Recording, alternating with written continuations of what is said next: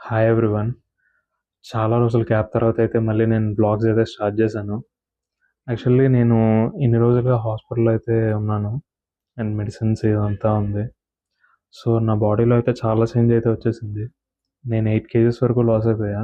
నా body muscle మొత్తం పోయింది. మజిల్ మాస్ అంతా. సో, మళ్ళీ నాకొక కొత్త చాప్టర్ అండ్ కొత్త బిగినింగ్ అండ్ నేను మళ్ళీ స్టార్ట్ చేస్తున్నా.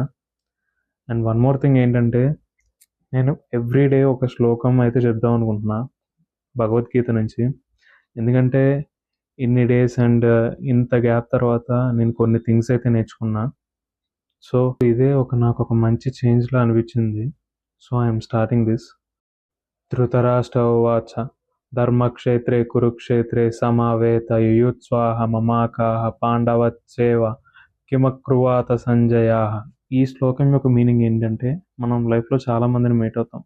సో, కొంతమందిని మనం చూసి వీళ్ళు నా వాళ్ళు అండ్ వాళ్ళు వాళ్ళ వాళ్ళు, వాళ్ళు వేరే వాళ్ళు అనేది మనం డివిడెండ్ అయితే చేస్తాం.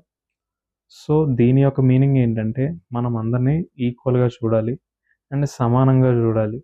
అండ్ ప్రతి ఒక్క లైఫ్‌కి ఇది ఒక కన్వే అవుతుంది. అండ్ వాళ్ళ పర్స్పెక్టివ్‌లో వాళ్ళకి అర్థమవుతుంది. So, today is my day 1 నేను శ్లోకం అయితే చెప్పాను. అండ్ నా లైఫ్ తగ్గట్టు నేను కన్వే చేసుకుంటున్నా. And now it's your turn. And I'm signing off. Good night. Thank you all.